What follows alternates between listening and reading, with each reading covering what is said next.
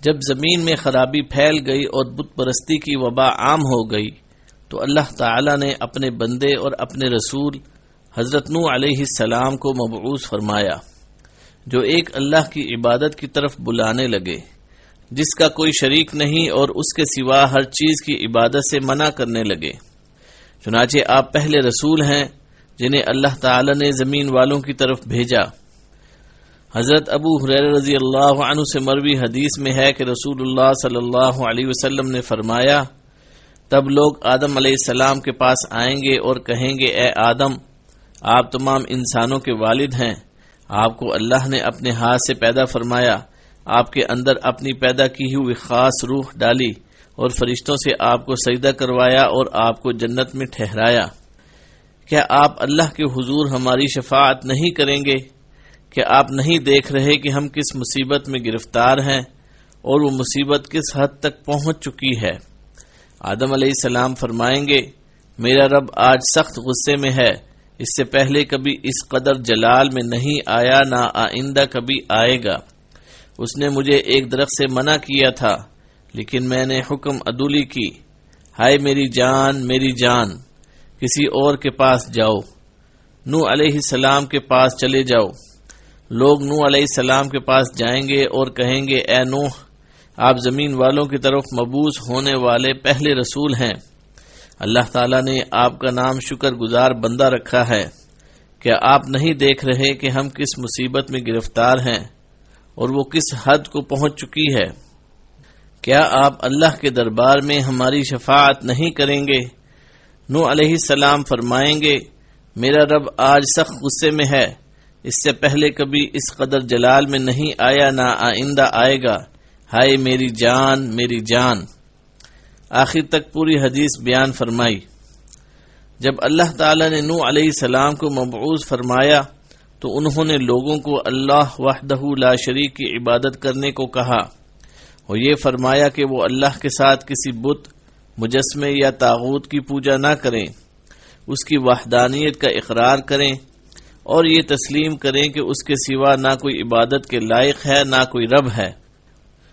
ان کی اولاد میں مبعوث ہونے والے دوسرے انبیاء کرام علیہم السلام کو بھی اللہ نے یہی حکم دیا تھا۔ اللہ تعالی نے نوح اور ابراہیم علیہم السلام کے بارے میں فرمایا۔ ترجمہ: ہم نے ان دونوں کی اولاد میں نبوت اور کتاب رکھ دی۔ سورہ حدید آیت نمبر 26۔ یعنی نوح علیہ السلام کے بعد آنے والے ہر نبی ان کی اولاد سے تھا اور یہی شان ابراہیم علیہ السلام کی ہے۔ ارشاد ربانی ہے۔ ترجمہ: اور ہم نے ہر جماعت میں پیغمبر بھیجا کہ اللہ ہی کی عبادت کرو اور بتوں کی پرستش سے اجتناب کرو۔ سورہ نحل آیت نمبر 36۔ اور مزید ارشاد ہے۔ ترجمہ: اور اے محمد، جو پیغمبر ہم نے تجھ سے پہلے بھیجے ہیں ان سے دریافت کر لو کہ کیا ہم نے اللہ کے سوا اور معبود بنائے تھے کہ ان کی عبادت کی جائے۔ سورہ زخرف آیت نمبر 45۔ اور مزید فرمایا۔ ترجمہ: اور جو پیغمبر ہم نے تجھ سے پہلے بھیجے ان کی طرف یہی وحی بھیجی ہے کہ میرے سوا کوئی معبود نہیں، سو میری ہی عبادت کرو۔ سورہ انبیاء آیت نمبر 25۔ اسی لیے نوح علیہ السلام نے اپنی قوم سے فرمایا تھا۔ ترجمہ: اللہ کی عبادت کرو، اس کے سوا تمہارا کوئی معبود نہیں، مجھے تمہارے بارے میں بڑے دن کے عذاب کا بہت ہی ڈر ہے۔ سورہ اعراف آیت نمبر 59۔ مزید فرمایا۔ ترجمہ: کہ تم صرف اللہ ہی کی عبادت کرو، مجھے تو تم پر دردناک دن کے عذاب کا خوف ہے۔ سورہ ہود آیت نمبر 26۔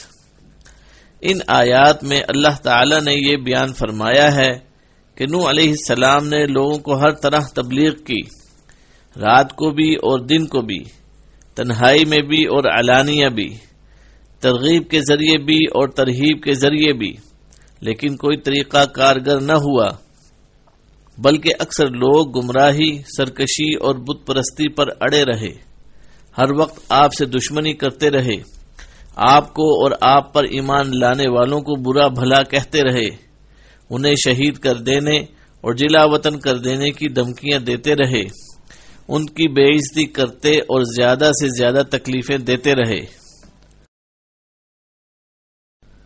نبی کی خیر خواہی اور نرمی و پیار کے باوجود آپ کی قوم کے جو بڑے سردار تھے انہوں نے کہا، اِنَّا لَنَرَاكَ فِي ضَلَالٍ مُبِينٍ، ہم آپ کو واضح گمراہی میں دیکھتے ہیں۔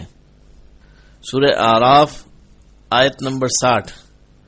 نوح علیہ السلام نے جواب دیا، ترجمہ: اے قوم، مجھ میں کسی طرح کی گمراہی نہیں، بلکہ میں پروردگار عالم کا پیغمبر ہوں۔ سورہ اعراف آیت نمبر 61۔ یعنی تمہارا یہ خیال غلط ہے کہ میں گمراہ ہوں، بلکہ میں رب العالمین کی طرف سے صحیح ہدایت پر قائم ہوں، جو ہر چیز کو کن کہہ کر پیدا کر لیتا ہے۔ حضرت نوح علیہ السلام نے مزید فرمایا، ترجمہ: میں تمہیں اپنے پروردگار کے پیغام پہنچاتا ہوں اور تمہاری خیر خواہی کرتا ہوں، اور مجھ کو اللہ کی طرف سے ایسی باتیں معلوم ہیں جن سے تم بے خبر ہو۔ سورہ اعراف آیت نمبر 62۔ رسول کی یہی شان ہوتی ہے کہ فصیح و بلیغ بھی ہو اور نصیحت کرنے والا خیر خواہ بھی ہو، اور اسے اللہ کی عظمت و شان اور صفات کا علم بھی سب سے زیادہ ہوتا ہے۔ قوم کے سرداروں نے اعتراض کرتے ہوئے کہا، ترجمہ: اور ہم یہ بھی دیکھتے ہیں کہ تمہارے پیروکار وہی لوگ ہوئے ہیں جو ہم میں ادنا درجے کے ہیں، اور وہ بھی رائے ظاہر سے، نہ غور و تفکر سے، اور ہم تم میں اپنے اوپر کسی طرح کی فضیلت نہیں دیکھتے، بلکہ تمہیں جھوٹا خیال کرتے ہیں۔ سورہ ہود آیت نمبر 27۔ انہیں اس بات پر حیرت تھی کہ ایک انسان اللہ کا رسول ہے۔ وہ نوح علیہ السلام کے متبعین کی توہین کرتے تھے اور انہیں کمتر سمجھتے تھے۔ ایک قول کے مطابق یہ افراد کمزور لوگ تھے، جیسے کہ ہرقل نے کہا تھا، کمزور ہی رسولوں کی پیروی کرنے والے ہوتے ہیں۔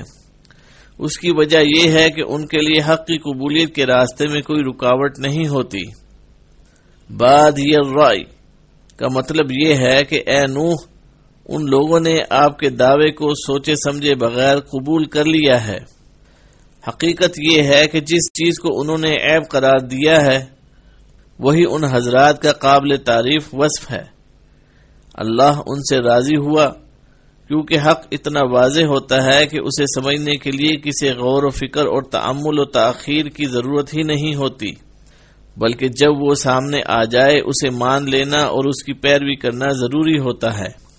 رسول اللہ صلی اللہ علیہ وسلم نے اسی وجہ سے صدیق رضی اللہ عنہ کی تعریف کرتے ہوئے فرمایا تھا، میں نے جسے بھی اسلام کی دعوت دی وہ اس کی طرف آتے ہوئے جھچکا، مگر ابو بکر رضی اللہ عنہ کی زبان ذرا نہیں رکی، یعنی فوراً قبول کر لیا۔ یہی وجہ ہے کہ سقیفہ بنو ساعدہ میں اجتماع کے موقع پر آپ رضی اللہ عنہ کی بیعت بھی فوراً ہو گئی۔ حاضرین کو سوچنے سمجھنے اور غور و فکر کرنے کی ضرورت پیش نہیں آئی، کیونکہ صحابہ کرام رضی اللہ عنہم کی نظر میں آپ رضی اللہ عنہ کی افضلیت بالکل ظاہر اور واضح تھی، اور خود رسول اللہ صلی اللہ علیہ وسلم نے پہلے حضرت ابو بکر صدیق رضی اللہ عنہ کی خلافت کے بارے میں تحریر لکھوانے کا ارادہ فرمایا، پھر یہ فرماتے ہوئے ارادہ ترک کر دیا کہ اللہ اور مومن ابو بکر کے سوا کسی پر راضی نہیں ہوں گے۔ نوح علیہ السلام کے کافروں نے اپنے نبی اور مومنوں کے بارے میں کہا، وَمَا نَرَى لَكُمْ عَلَيْنَا مِنْ فَضْلٍ، اور ہم پر تمہاری کوئی فضیلت ہمیں نظر نہیں آتی۔ سورہ ہود آیت نمبر 27۔ اس کا مطلب یہ تھا کہ ایمان لانے کے بعد تمہیں ہم پر کوئی برتری حاصل نہیں ہوئی، بل نظنکم کاذبین، بلکہ ہم تو تمہیں جھوٹا سمجھتے ہیں۔ آپ نے قوم کی طرف سے انتہائی سخت اور ناقابل برداشت رویے کے باوجود بڑے حوصلے اور صبر کے ساتھ انہیں سمجھانے اور غور و فکر کی دعوت دیتے ہوئے فرمایا، ترجمہ: اے میری قوم، دیکھو تو اگر میں اپنے پروردگار کی طرف سے دلیل روشن رکھتا ہوں اور اس نے مجھے اپنے ہاں سے رحمت بخشی ہو جس کی حقیقت تم سے پوشیدہ رکھی گئی ہے، تو کیا ہم اس کو ماننے کے لیے تمہیں مجبور کر سکتے ہیں جبکہ تم اس سے ناخوش ہو رہے ہو؟ سورہ ہود آیت نمبر 28۔ یہ ان سے خطاب کرنے میں نرم اسلوب کا انداز ہے اور انہیں حق کی طرف بلانے میں نرم رویے کا اظہار ہے، جیسے اللہ تعالیٰ نے حضرت موسیٰ اور ہارون علیہم السلام سے فرعون کی بابت فرمایا تھا۔ ترجمہ: اس سے نرمی سے بات کرنا، شاید وہ غور کرے یا ڈر جائے۔ سورہ طٰہٰ آیت نمبر 44۔ اللہ تعالیٰ نے آخر الزماں پیغمبر حضرت محمد صلی اللہ علیہ وسلم کو بھی نرم اسلوب اور نرم رویہ اپنانے کی ہدایات فرمائی تھی۔ ارشاد باری تعالی ہے۔ ترجمہ: اے پیغمبر، لوگوں کو دانش اور نیک نصیحت سے اپنے پروردگار کی طرف بلاؤ اور بہت ہی اچھے طریقے سے ان سے مناظرہ کرو۔ سورہ نحل آیت نمبر 125۔ حضرت نوح علیہ السلام کا مذکورہ بالا خطاب بھی اسی قبیل سے ہے، یعنی میں تمہیں ایسی چیز پہنچا رہا ہوں جس میں تمہارا دنیا اور آخرت کا فائدہ ہے، اس عمل کے بدلے میں تم سے کوئی اجرت نہیں مانگتا، میں یہ چیز صرف اللہ سے مانگتا ہوں، اس کا ثواب میرے لیے بہتر ہے اور وہ اس سے زیادہ باقی رہنے والا ہے جو کچھ تم مجھے دے سکتے ہو۔ نوح علیہ السلام نے فرمایا۔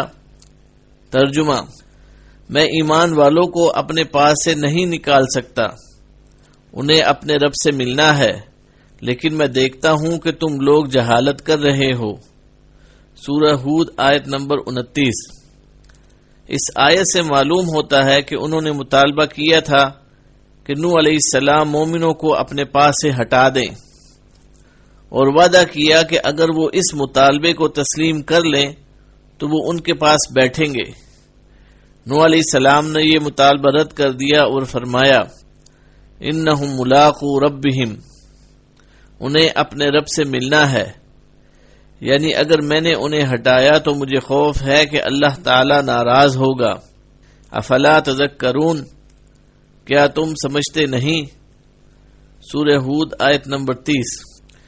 کفار قریش نے بھی نبی صلی اللہ علیہ وسلم سے مطالبہ کیا تھا کہ آپ عمار، صہیب، بلال، خباب رضی اللہ عنہم اور ایسے دوسرے حضرات کو اپنے پاس سے اٹھا دیں، تو اللہ تعالیٰ نے نبی علیہ السلام کو یہ بات ماننے سے منع فرما دیا، جیسے کہ سورہ کہف اور سورہ انعام میں مذکور ہے۔